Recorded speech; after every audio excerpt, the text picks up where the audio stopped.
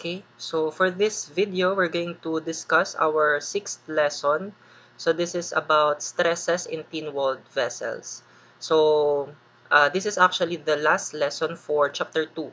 So ang chapter 2 natin, yan ay about sa fundamental concepts of stress. So from our previous lessons, na-discuss natin si normal stress, si shear stress, at saka si bearing stress. So ito na yung huling type ng stress no, na pag-aaralan natin dito sa chapter 2. So again, this is stresses in thin-walled vessels. So para dito sa lesson na to, ito yung mga outcomes na kailangan ma-attain ng mga students. Una, students must be able to compute for the maximum pressure that a thin-walled vessel can safely withstand. And ikalawa, to design simple dimensions such as thickness or diameter of materials based on the allowable stress of thin-walled vessels. Okay, so let's start our discussion. So, yung tawag actually no, dun sa stress, okay, na ma-experience ng thin-walled vessels natin ay tangential at longitudinal stress. But before that, no, before natin yan discuss muna natin kung ano yung mga thin-walled vessel, no. So, dalawang types ng thin-walled vessels yung pag-aaralan natin, yung cylindrical vessels, so ganito itsura niya in real life, and spherical vessel. So, ganito naman yung itsura niya in real life. So, yung mga vessels na yan, ginagamit yan commonly in the industry to serve as boilers or tanks. So, it can contain fluid such as gas o kaya tubig. No? So, ngayon, kapag ang isang cylindrical or spherical vessel ay merong kino-contain na gas or liquid, no, siya ay magiging subjected sa pressure. So, merong internal pressure or pressure dun sa loob. Okay? Ngayon, when a vessel is under pressure, the material of which they are made is subjected to a loading from all directions. Although this is the case, the vessel can be analyzed in a simple manner provided it has a thin wall. So actually, dito sa discussion natin na ito, no, yung mga analysis na gagawin natin, ano lang siya, simple analysis lang siya, na parang yung mga mako-compute natin dito, hindi siya talaga yung exact no na kumbaga value dun sa gusto talaga natin na ma-compute no. So kumbaga parang approximation lang yung gagawin natin dito. Pero yung analysis nga na gagawin natin dito, it can be applicable lang sa mga thin-walled na vessel. Okay, ngayon paano natin mako-consider kung ang isang vessel ba ay thin-walled, okay? So, in general, yung thin wall, it refers sa vessel na merong inner radius to wall thickness na ratio na 10 or more. So, ulitin natin yun. Dapat daw yung inner radius R, tsaka over T, or yung wall thickness niya, no, dapat greater than or equal dun sa 10. So, ibig sabihin, kapag yung R over T mo ay mas mababa sa 10, so ang mangyayari doon, parang malaki yung magiging error doon sa mga magiging computation natin. Okay? Sige. So, let's continue our discussion. So, una nating i-discuss no, yung cylindrical vessels. So, para sa cylindrical vessels, no, dalawa yung stress na na-experience nung wall no, nung cylindrical vessel, yung tinatawag nating tangential stress, tsaka yung longitudinal stress. Pero mag-start muna tayo dito. So, to discuss this, consider natin tong cylindrical vessel na to. So, itong cylindrical vessel na to, meron siyang wall thickness na T. So, ito yun. Okay, meron din siyang inner radius na R. So, pwede rin ang i-consider natin dito yung inner diameter niya, no? Sige. Tapos itong ano na to, cylindrical vessel na to, subjected siya sa internal pressure P. Okay, na na-develop because of its, let's say, contained gas or anumang fluid, no? Sige. So, let's say ang gawin natin, i-cut natin itong cylindrical vessel natin along its longitudinal section. No, let's say i-cut natin siya dito. So yung kakalabasan niya kapag kinonsider natin halimbawa yung babang segment ay ito. No? So, nai-imagine mo naman siya, no? Ngayon, again, kung yung loob niya ay subjected sa pressure P, okay, so ang mangyayari, may stress itong wall niya with thickness T. Okay? So, ito yung wall niya, ito, tsaka yung dun sa kabila. Yan yung may stress. So, ano yung stress na may experience nitong wall na ito? So, ang stress na may experience niya ay tinatawag na tangential stress. So, ito ay sigma T. Okay, so may tangential stress dito, pati dun sa kabila may tangential stress. So, ang tangential stress ha, by the way, yan ay tinatawag ding hoop stress or circumferential stress. Okay, ngayon consider natin ito. No? So, as you can see, yung nakapula, yan yung stress. Na yung stress na yan, distributed dun sa wall. Tama? Nung cylindrical vessel natin. Ngayon, yung pressure P din, distributed yan dun sa loob. Okay? Ngayon, paano natin madedetermine itong sigma T? Okay? So, ngayon, as you know, di ba yung ano natin, let's say sigma T natin, no? Mathematically, yan ay equal dun sa, kumbaga, yung internal force T niya over area. No? So, let's say, ito yung ano niya, internal force T. Itong T na ito, tsaka itong T na ito.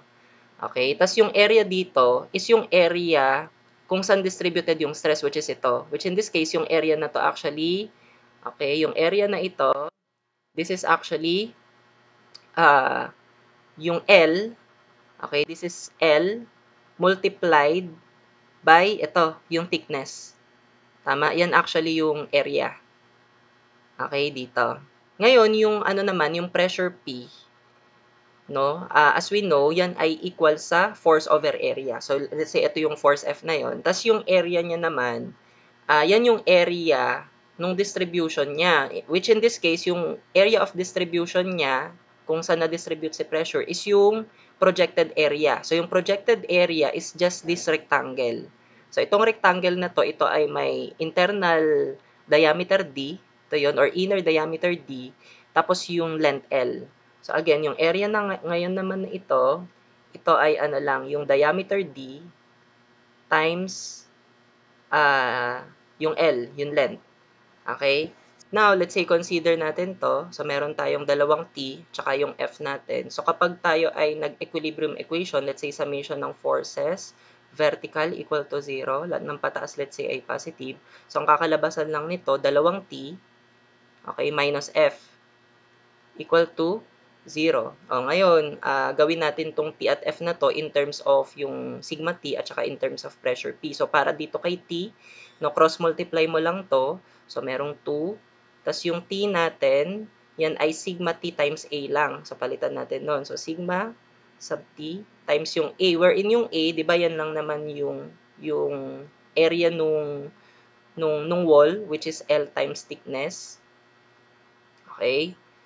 Tapos minus, yung F naman natin, cross-multiply mo lang to. So, pressure times area lang to. So, pressure. And then, yung area niya is yung area lang or yung projected area dun sa loob, which is yung diameter or inner diameter times yung length L. So, equal to 0. So, in this case, kung gusto nating palabasin si sigma T, no? Sige. So, let's say 2 sigma T LT, lipat natin sa kabila itong negative PDL. So, magiging positive PDL. And as you can see, pwedeng i-cancel dito yung L. Tama? So, kung gusto nating ilabas si sigma T, okay, i-divide natin both sides by 2T. So, magiging sigma T is equal to PD over 2T. Ayan na. So, this is how we can determine, no, yung tangential stress, no, dito sa longitudinal section or dun sa wall sa longitudinal section netong cylindrical vessel na to. So, kung given yung internal pressure P, given yung inner diameter D, tsaka yung wall thickness T, pwede nating ma-determine yung tangential stress dun sa wall. Dito sa wall na ito.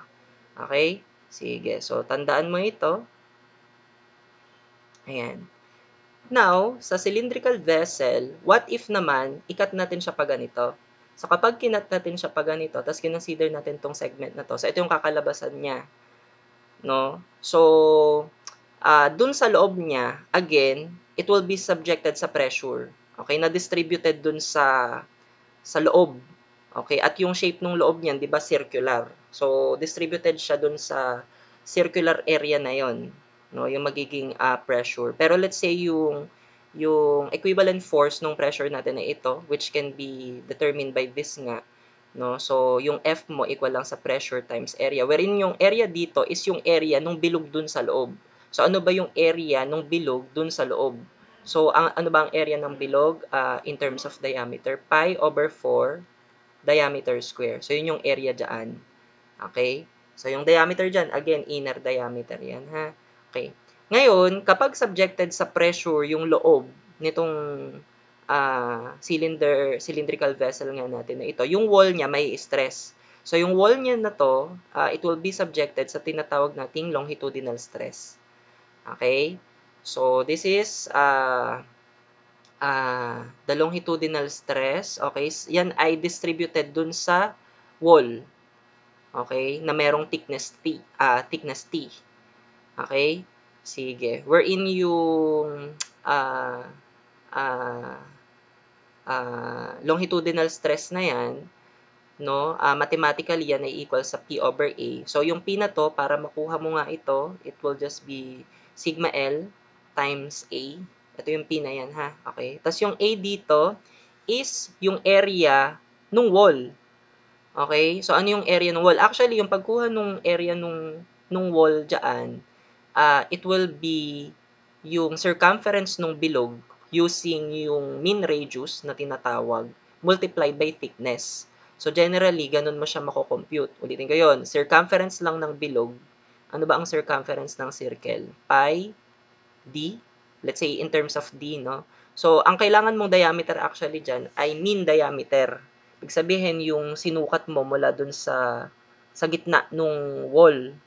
Okay, mean diameter yon kapag sinukat mo mula dun sa gitna nung wall, no? Papunta dun sa kabilang side, sa gitna din nung wall, no? So, pi d times thickness. So, this is how you can determine yung area kumbaga, no, nung wall na ito. Okay? Pero, dito sa ginagawa nating analysis na to, ina-approximate na natin na yung inner diameter approximately equal na siya sa inner diameter. So, ang gagamitin na lang din natin dito is yung inner diameter.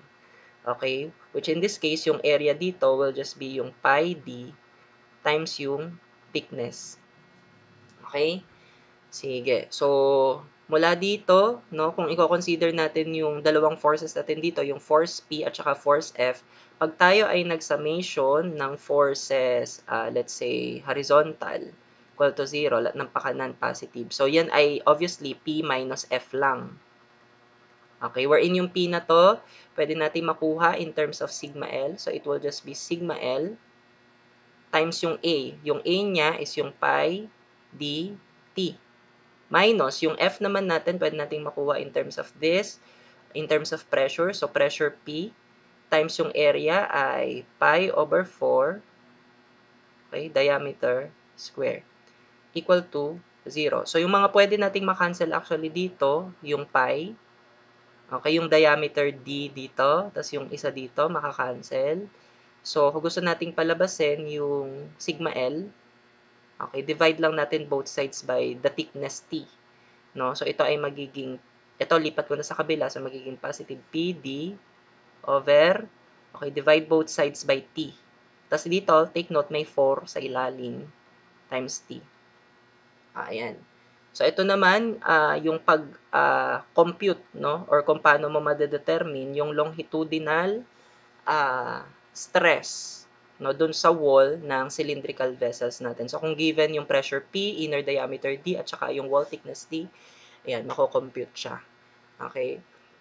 So, take note mo lang din ha, na baka kasi malito ka, kapag ang kino-consider natin ay longitudinal section, okay, ito longitudinal section to, ni cylindrical vessel, ang stress dun sa wall niya, tinatawag na tangential stress. So, baligtad, di ba?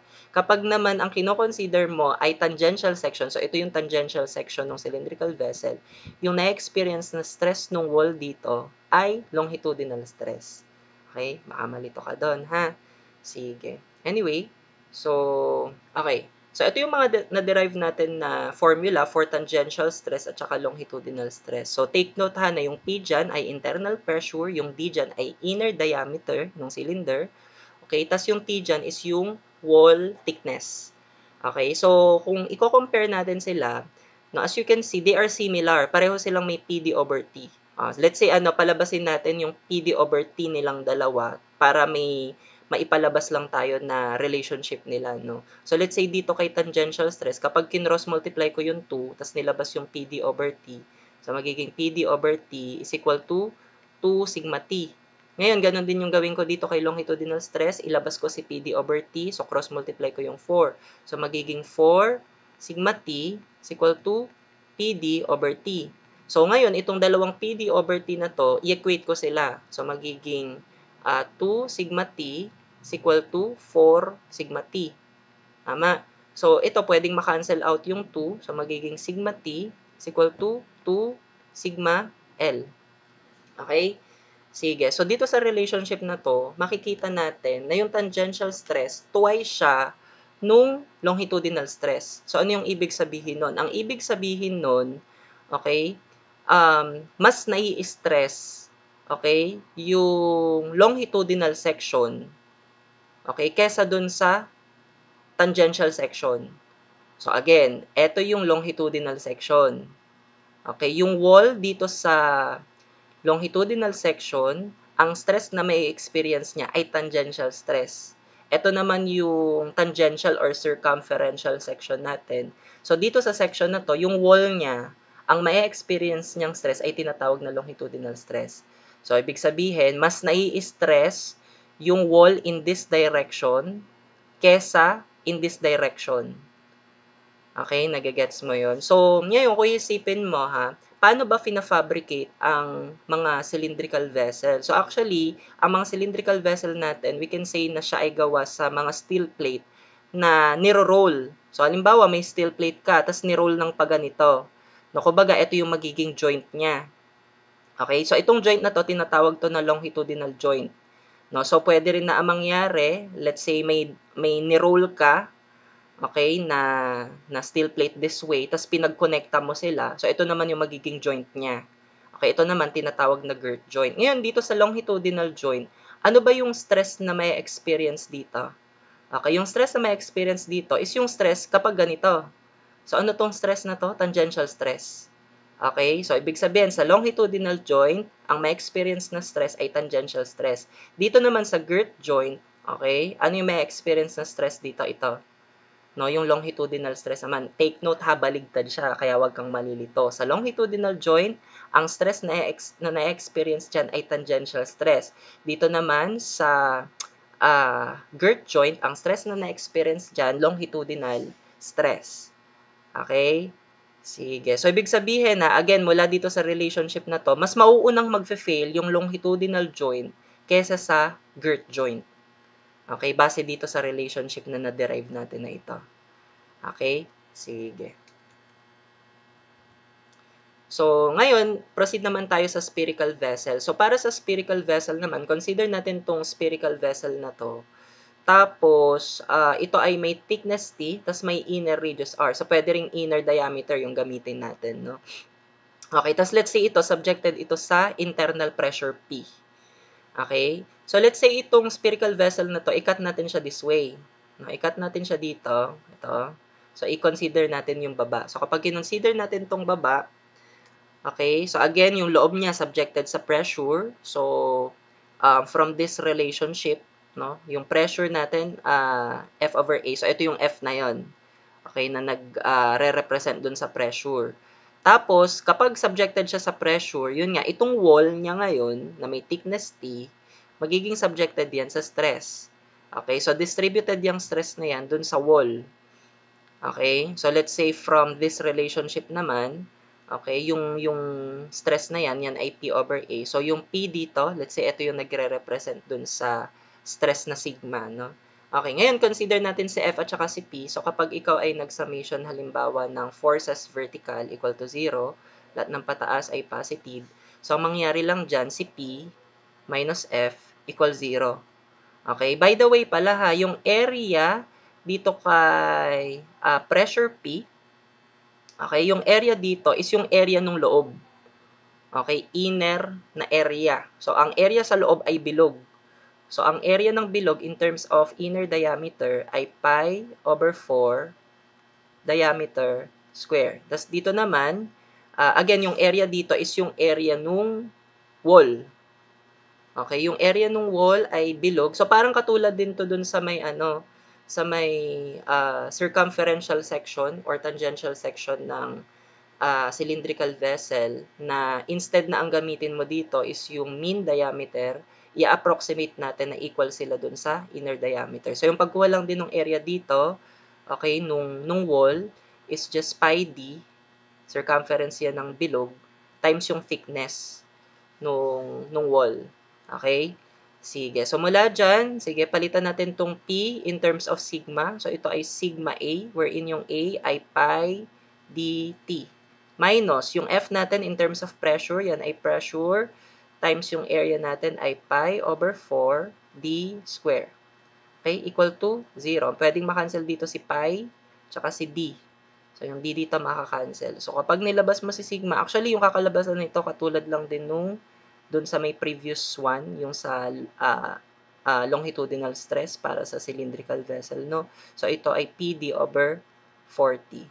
Okay, so sa spherical vessel, hindi to katulad ng kay cylindrical vessel na merong tangential stress at uh, uh, longitudinal stress. So, dito, iisa lang yung stress dito. Kasi kahit saan ka naman mag-cut dyan, mag-cut ka dyan, mag-cut ka dyan, no? Ganito lang din yung kakalabasan niya.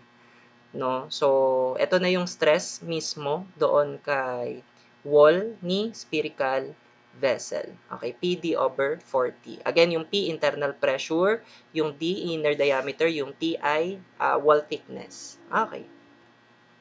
So, in summary lang din, no? So, ito yung mga types ng problem na may encounter natin dito sa lesson na to. So, pwedeng ang tanong ay stress, no? So, for cylindrical, this is just how you determine yung tangential at longitudinal stress niya, no? And then, kapag spherical naman, ito yung ano niya, formula ng stress niya.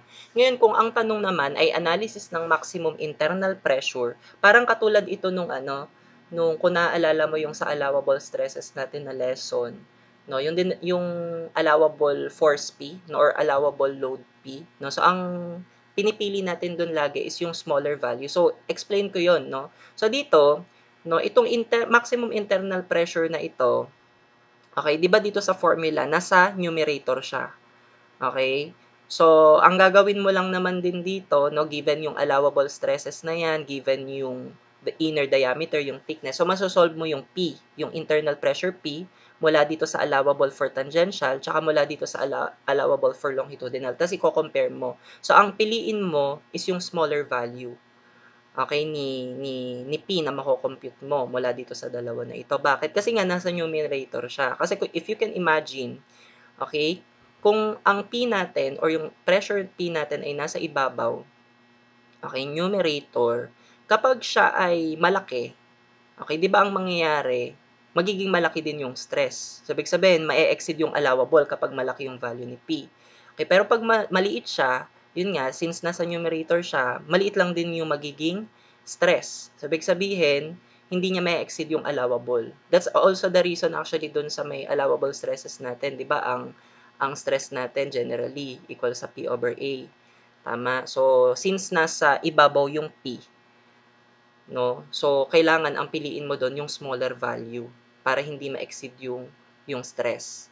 Okay? Sige. So, yan ay kapag ang tanong ay maximum internal pressure. So, piliin mo yung smaller value. Ngayon, kung ang pinapagawa sa atin ay pinapadesign yung minimum wall thickness, so again, from this formula, okay, i-compare mo yung mako-compute mo na thickness T. Pero take note dito, yung T natin nasa denominator.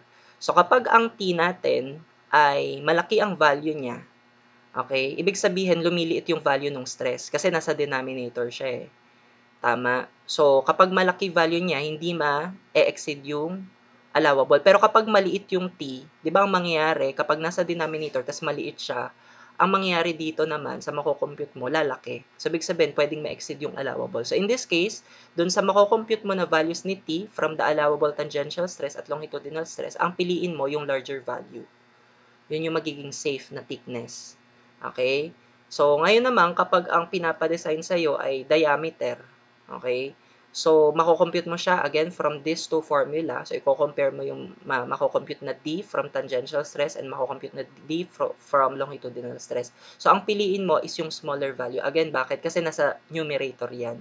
So, yun na lang din yung maging palatandaan mo, no? Kung ano yung pipiliin mo, kung yung larger value ba or smaller value. Kapag siya ay nasa numerator, okay, smaller value yung piliin mo. Pero kapag siya ay nasa denominator, ang piliin mong value is yung larger value. Okay? Sige. Okay, another type ng problem na pwede nating ma-encounter dito is yung pagde-design ng joints, 'no? So, let's say, dito sa cylindrical vessel naman natin, dalawa lang yung pwedeng maging joint, itong longitudinal joint, tsaka itong girt joint, 'no? Diyan sa mga joints na yan, pwede kasi yan na yan ay welded o kaya connected sila by means of bolts or rivets. So, pwedeng ipa-design sa'yo dito yung bolts. No? So, let's say, consider natin yung longitudinal joint. So, again, kapag longitudinal joint, yung kino-consider natin, ano ba yung stress na na-experience dito? 'Di ba yung tangential stress? Tama, naalala mo yun? So, ibig sabihin, sa pagde-design nito, ang itsura kasi nito, ano siya, para siyang ni-roll na, yun nga, yung ni-roll na steel plate para magawa siyang ganyan. So, parang ganyan yung itsura niya. Ayan, ni-roll siya na ganyan. So, itong portion na to, no, kumbaga para siyang dalawang plate na magkapatong na ganito yung itsura niya. So, ano yung kakailanganin mong force dito? Yung kakailanganin mong force dito is yung force na galing kay tangential stress. Kasi 'di ba tangential 'yan yung dito. Tama. Sige. So, yun yung ano niya dito, yung idea niya dito. So, again, paano natin ginagawa ito? Sa una mong step dito, sinosolve natin yung value ng internal force in the wall using the given internal pressure. Okay? So, ano ba yung internal force na binabanggit? Ito yun, yung internal force F na to. No? Mako-compute mo yan kung merong given na internal pressure. Okay? Tas after nun, ah, 'di ba kung meron ka na nitong force F na to, summation lang yan ng forces, equilibrium equation, masosolve mo ngayon tong T na ito. Okay, at kapag na-solve mo na 'tong T na ito, so ang mangyayari diyan, pwede mong malaman kung ano yung internal force ngayon dun sa bolt. So in this case naman, usually shear lang naman dine-design din yung bolt, 'di ba? So malalaman mo kung ano yung internal shear force dito using equilibrium equation. Yun yung step 2. Tapos step 3, kapag meron ka na niyan, yung internal shear force diyan, kung merong given na allowable na shear stress, 'di ba? Made-design mo na kung ano yung required area or required area ng bolt or required number ng bolt. Tama? So, ganun lang yung magiging ano dito, magiging procedure dito. Okay? So, let's try to solve problems here. Okay, for the first sample problem, a cylindrical pressure vessel has an inner diameter of 4 feet and a thickness of 1/2 inch. Determine the maximum internal pressure it can sustain so that neither its circumferential nor its longitudinal stress component exceeds 20 kSI. Under the same conditions, what is the maximum internal pressure that a similar size spherical vessel can sustain? So, dalawang parts itong problem na to, no? Yung unang part, pinapa-determine yung maximum internal pressure, okay, na kayang i-sustain nung cylindrical pressure vessel natin, given na merong allowable stress na 20 kSI for circumferential tsaka longitudinal stress. Okay, so may binigay na allowable stresses, pinapa-determine ang maximum internal pressure. So, ibig sabihin nito, dalawang internal pressure yung pwede nating makompute, yung galing kay allowable circumferential or tangential, tsaka yung sa allowable for longitudinal. Okay, gawin natin ito. So, sulat lang natin na yung allowable for tangential stress, actually, pati naman kay longitudinal, okay, equal siya sa 20 KSI. Okay? So, mula dun sa general formula ni tangential stress, di ba yan ay PD over 2T. Tama? Sige. So, in this case, sige, try nating i-compute yung internal pressure P dito. So, yung tangential stress natin, again, yan ay 20 kilopound per inches square. So, equal siya sa, okay, yung internal pressure P, yan yung unknown. Yung diameter naman, given, ang inner diameter natin ay 4 feet. Okay, so yan ay 4 feet. But take note, ito naka-feet. Tas inches yung natin, yung sa stress natin. So ito, convert natin tong feet na to inch, multiply lang natin by 12. So inches na to, no? Yung unit nito. Okay, over. Okay, 2. Tapos yung thickness. Yung given thickness natin, wall thickness ay 1/2 inch. So yan ay 0.5, okay, inch. Ayan. So, from here, pwede natin makompute yung internal pressure P. Okay, gawin natin. Okay, pindot natin. So, cross-multiply ko na lang siguro to, no? So, 20 times 2 times 0.5. Okay? Tapos, divide na lang natin sa 4 times 12 para makuha yung P. Pwede mo rin naman i-shift solve, walang problema. So, ito ay 0.41667.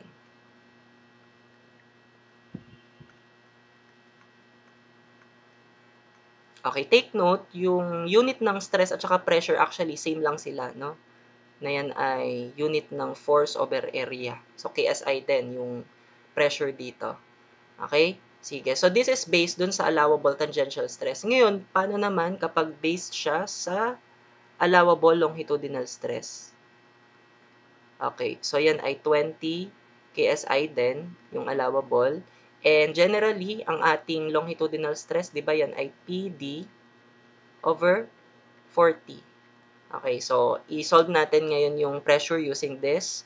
Okay, yung longitudinal natin, again, 20 KSI is equal to yung internal pressure P natin. Tapos yung diameter, same lang din naman. So, 4 times 12, diretso ko na ha, na hindi ko nalagyan ng unit.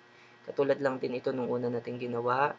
Over, this time 4 naman ito. Tapos yung thickness ay 0.5. So, kapag ito ay pinindot natin sa calcu, sige, pindot natin. Okay, so pwede ko naman din i-shift solve.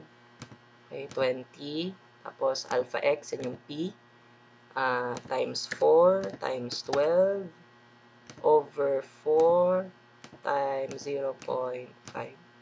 Shift solve. Okay, ang lalabas ay 0.833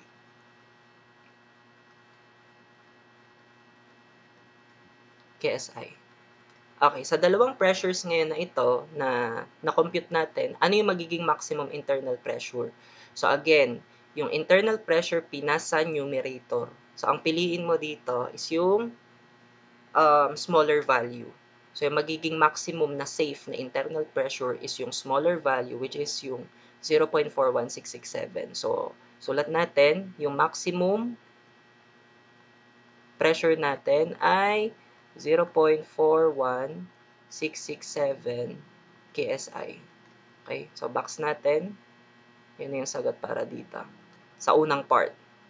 Okay. Meron pang second part itong problem na to. So, yung second part natin dito, under the same conditions, what is the maximum internal pressure that a similar size spherical vessel can sustain? So, what if, instead na cylindrical vessel daw, siya ay spherical vessel, pero same yung size. So, ibig sabihin, same yung diameter or inner diameter, tsaka same yung thickness. Okay, so, pinapakompute lang yung internal pressure or maximum internal pressure. Para naman din kasi sa, sulat ko lang to, no? Para naman din kasi sa spherical vessel, isa lang din naman yung stress dito, di ba? So, yung stress lang dito is yung general na formula niya na PD over ano lang din yan, di ba? 40. So, yung allowable niya, okay, is yun lang din, yung 20 KSI. So, kapag kinumpute natin to, actually, yung kakalabasan lang din, katulad nito. Pero, sige, kung isusulat din natin, so 20 is equal to, yung pressure, yan yung hinahanap, yung diameter, inner diameter, 4 times 12, para maging inches, over 4 times 0.5. Ang kakalabasan lang din dito na pressure, P, ay 0.833. Okay, so dito sa spherical vessel, again, wala ka naman kailangan i-compare dito kasi ito lang naman yung stress sa spherical vessel. So, ibig sabihin, ito na yung maximum, okay, internal pressure P. 0.83333 KSI. Okay, yan na yung sagot para dito sa problem na ito. Now, for our second sample problem, calculate the minimum wall thickness for a cylindrical vessel that is to carry a gas at a pressure of 1,400 psi. The diameter of the vessel is 2 feet and the stress is limited to 12 ksi. Okay, so meron ulit tayo ditong cylindrical vessel.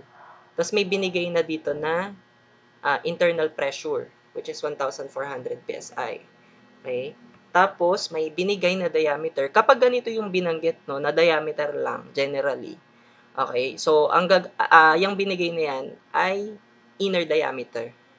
Okay, inner diameter yan. Okay, so 2 feet yan. And then yung allowable stress dito ay 12 KSI. Hindi binanggit no kung anong type ng stress to.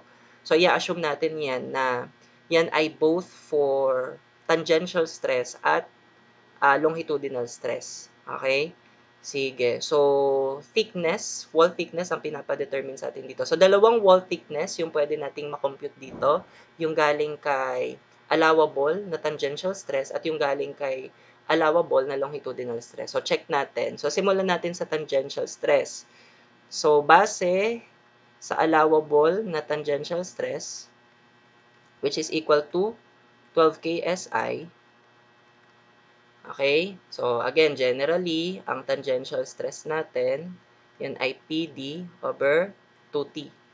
Okay, isulat ko na rin dito, pati yung sa longitudinal. Yan naman ay PD over 4T. Okay. So, i-compute natin yung thickness base dito. Sige, sulat natin. Ito ay 12 KSI. Kaya lang pala, wait lang, no? So, ito kasi naka-KSI. Tas yung pressure natin naka-PSI. Okay, so siguro, ang gawin natin dito, convert natin. Sino magandang i-convert? Siguro yung ano na lang, yung KSI, gawin na lang nating PSI. So, gawin kong 12,000 PSI. Tama, no? So, ang katumbas ng 12 KSI ay 12,000 PSI. So, ito ay 12,000 PSI na rin ito. So, ito ay pound per square inch equal to, okay, yung pressure P natin, given na yan, na 1,400. Again, yan ay pound per inch, square inch. Okay. Tapos yung diameter natin, inner diameter yan, 2 feet. So, again, naka-feet ito. So, mga naka-inches yung units natin. So, multiply mo lang to by 12 para maging inches. Okay, over. Okay, 2. Tapos yung thickness natin, actually, yun yung hinahanap. Okay, so solving for T. Okay, so solving for T, ang makukuha natin dito naka-inches, no? Sige, pindot natin. So, pwede ko actually i-cross multiply na lang yan, no? Yung T, tsaka 12,000 pagpalitin ko. So, para idiretso ko ng pindot sa calcu. So, 1,4 times 2 times 12 divided by yung 12,000 times 2. So, masasolve ko dito yung thickness. So, yung thickness dito ay 1.4 inch. Okay, so again, this is based dun sa allowable tangential stress. Para naman dun sa allowable na longitudinal, okay, so 12,000 PSI din yan. Okay, so using this formula, so yan ay 12,000, hindi ko na isusulat yung units, katulad din lang din yan nung nauna, is equal to, yung pressure P natin ay 1,400 PSI, multiplied by the diameter na 2 feet, multiplied by 12 para maging inches, over 4T. Okay, so solving for the thickness T, so actually, same lang siya halos. Itong 2 na to, gawin lang natin 4. So, ito ay 0.7.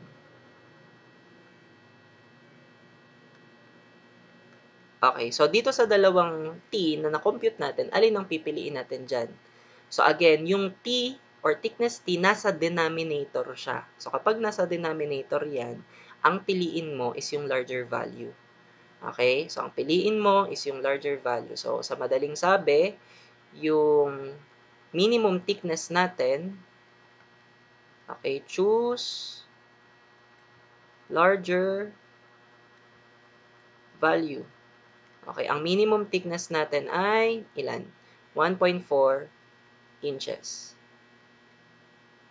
Okay, minimum, ibig sabihin, pwedeng mas malaki dyan. Pwedeng 1.5, pero hindi pwedeng mas maliit. Di pwedeng 1.3. The reason for that, again, nasa denominator siya. So, kung mas malaki yung gagamitin mo, halimbawa 1.5, hindi naman din may exceed yung allowable. Kasi nasa ilalim. Pag malaki ang value nung nasa ilalim, lumiliit yung value na ito. Tama? Oh, sige. Ayan. So, ito na yung sagot para dito sa number 2. Okay. For number 3, the strength of the longitudinal joint in the figure is 33 kips per feet. Whereas for the girth, it is 16 kips per foot. calculate the maximum diameter of the cylinder tank if the internal pressure is 150 psi. So, may mga binigay dito na strength. So, yan yung kumbaga allowable stress niya, no? So, sa longitudinal joint daw, di ba ito yung longitudinal joint, ang stress ay 33 kips per foot. Okay, dito naman sa girth, 16 kips per foot. Okay? So, ngayon, dyan sa mga binigay na stress na yan, alin dyan yung tangential stress at longitudinal stress? O baka malito ka dito, ha? So, dito sa longitudinal joint, again, ano yung stress na na-experience dito? Diba ito ay tangential stress. So, yung ibinigay na stress for longitudinal joint, yan yung tangential stress. Okay, yan ay 33 kips per foot. Okay? So, dito may mapapansin ka pala, no? Tingnan mo yung unit. Bakit siya ay naka-foot? Diba dapat ang unit nito, kips per foot square? Tama? So, in this case, mukhang may kailangan tayong intindihin dito. Kung yan ay hindi naka-feet square, so, ibig sabihin yan, kailangan pa natin itong i-distribute dun sa thickness ng wall. So, ito, i-divide mo by thickness T. So, ganun lagi yung gagawin mo, ha? Kapag yung given na allowable stress, okay, ay instead na naka-feet square is naka-foot lang. So, kailangan mo pa yan i-distribute doon sa thickness T. So, i-divide mo by T. Okay? Sige. So, yan yung allowable para sa tangential stress. Para naman doon sa longitudinal stress, sulat lang din natin dito sa baba. So, yan naman yung stress doon sa girth joint, which is 16. 16 kips per foot. Tapos, i-divide mo by thickness T. Okay. So, ano yung pinapagawa sa atin dito? Pinapa-calculate yung maximum diameter ng cylindrical tank. Okay. May pressure na binigay. Okay. So, sulat lang natin general formula natin for tangential stress. Again, yan ay PD over 2T. Yung longitudinal naman, yan ay PD over 4T. So, umpisahan nating i-compute yung diameter, okay, using yung allowable na tangential stress. Okay? So, ang given na allowable tangential stress ay 33 kips per foot over thickness. Sulat lang natin. So, 33 kips per foot. Tapos, divide natin by 33 by thickness. Equal siya sa, okay, yung pressure P natin, ang given ay 150 PSI. O, yun ngayon yung problema. Naka-PSI ito. Ang units natin naka-kips at saka feet. So, i-convert natin itong 150 PSI. Okay, ko-convert natin siya sa, kasi ano to, kips tapos feet, no? KSF. So, yung PSI ay, ano yan pound per square inch. Yung KSF naman, yan ay ano kilopound per square foot. Okay, yan So, i-convert natin siya dyan. Okay, so, yung pound, gawin nating kip. So, ang 1,000 pound, 1,000 pound, diba yan ay 1 kilopound. So, maka-cancel na si pound, keep na matitira. Tapos yung inch naman, kailangan nating i-convert to feet. So, ang 12 inches, ang katumbas niya ay 1 foot. So, take note, naka-square to, so that is-square mo tong buo na ito. Okay, so maka-cancel yung inches square. Ang matitira is yung feet square. Okay, kapag pinindot mo to sa calculator, ang katumbas niya ay 150, okay, times, ito naka-12 square yan, 12 square over, ito namang nasa ilalim, 1,000. So, yan ay 21.6. So, this is 21.6 kips per foot square. Ayan na. So, lagay natin siya dito. So, again, yung pressure P natin, yan ay 21.6. Okay, naka-kips per feet square yan. Okay. Tapos multiplied by the diameter. So, yun yung unknown, yung diameter D. Over. Okay, 2. Tapos yung thickness T natin. Actually, yung thickness T natin, hindi siya given.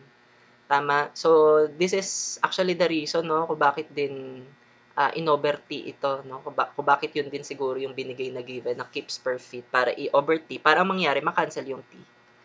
Tama? So, ang magiging unknown dito is yung diameter D. So, ang mako-compute natin na diameter D, sige, compute natin. Bali, cross-multiply ko na lang yung 2 tsaka 33. So, 33 times 2. Tapos, divide ko ng, okay lang, 21.6. So, yung lalabas sa sagot sa atin dito ay naka-feet, no? Ilan yan? 3.0556 feet. Yan. So, ito ay based dun sa allowable tangential stress. So, allowable to, take note. Oo, ayun, allowable. Okay, now para naman dun sa allowable kay longitudinal stress natin, so yan ay 16 kips per foot. Tapos i-over mo sa thickness. Okay, equal to, PD over 40 naman, so same lang din naman. So 21.6, di ko na ilagay yung unit pa, no? Okay, same lang din naman. So over 40. So yung T makakancel. Okay, so ang kakalabasan naman nito, yan ay cross-multiply ko na lang yung 16 tsaka 4. Okay, 16 times 4. Tapos divide ko sa 21.6. So, ilan yung kakalabasan? Yan ay 2 point. Okay, ang diameter D ay 2.9, sorry, 629. 9629. 96296 feet. Okay, ngayon sa dalawang diameter na na-compute natin, alin ang pipiliin natin? Take note, yung inner diameter D nasa numerator. So, that ang piliin mo, yung smaller value. So, choose smaller value. So, ang ating maximum diameter is yung 2.96296 feet. Ayan yung sagot para dito. Okay, so that ends our discussion para dito sa lesson na to. So, consider subscribing to this channel. Like mo din and share itong video na ito. And follow mo rin ako sa Facebook tsaka sa TikTok. Thank you. God bless.